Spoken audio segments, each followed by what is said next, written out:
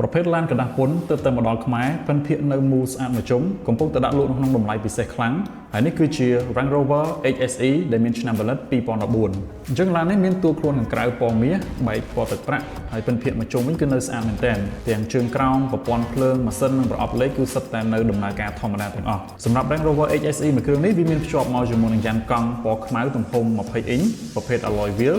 ដែលមើលទៅកាន់តែកាចនិងទាន់សម័យហើយឡាននេះក៏មានឈ្នាន់បិទបើកអូតូផងដែរ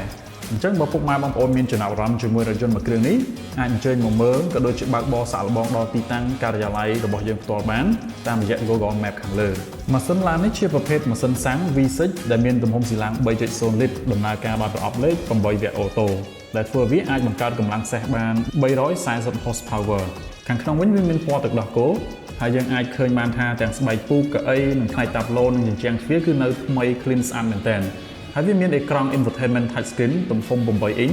នៅលើ console កណ្ដាលវាមានប្រអប់លេខដ៏ងាយស្រួលប្រើប្រាស់មួយដែលយើងអាចផ្លាស់ប្ដូរលេខបើកបរដោយគ្រាន់តែមួលប៊ូតុងទៅឆ្វេងឬក៏ស្ដាំបែបស្រាលៗប៉ុណ្ណោះចំពោះប្រព័ន្ធសំឡេងរបស់ឡាននេះវិញវាជាប្រភេទ Speaker Max Meridian ដែលផ្ដល់នូវគុណភាពសំឡេងយ៉ាងពិរោះរណ្ដំពេញមួយតួរថយន្តតែម្ដង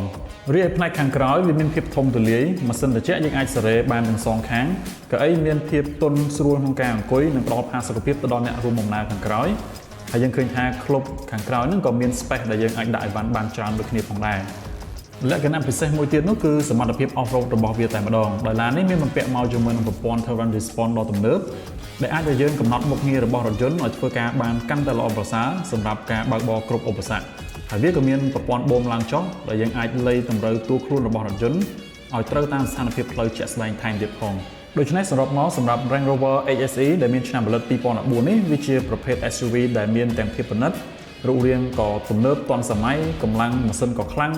មុខងារបើកបរក៏ច្រើនហើយសំខាន់ងាយស្រួលក្នុងការថែទាំនិងប្រើប្រាស់ប្រចាំថ្ងៃទៀតអញ្ចឹងបើសិនជាពុកម៉ែបងប្អូនកំពុងតែមានតម្រូវការជាមួយនឹងប្រភេទរថយន្តមួយគ្រឿងនេះអាចធ្វើការទំនាក់ទំនងមកកាន់ក្រុមការងាររបស់យើងបានដើម្បីសាកសួរព័ត៌មានបន្ថែមតាមរយៈការឆាតចូលមកកាន់ page ផ្ទាល់ឬអញ្ជើញមកមើលឡានផ្ទាល់ដល់ទីតាំងរបស់យើងដែលបើកដំណើរការទៅដល់ម៉ោង 5 កន្លះល្ងាចផងដែរគួរបញ្ជាក់ផងដែរថាសម្រាប់រថយន្តមួយគ្រឿងនេះគឺមានតម្លៃពិសេសខ្លាំងមែនទែនអញ្ចឹងសម្រាប់បងប្អូនដែលកំពុងតែមានតម្រូវការបាទអញ្ជើញរស់រានឡើងចំនួនមានកំណត់បាទគឺមានតែមួយគ្រឿងនេះប៉ុណ្ណោះអរគុណសម្រាប់ការទស្សនាវីដេអូមួយនេះហើយព័ត៌មានបន្ថែមសូមឆាតចូលមកកាន់ page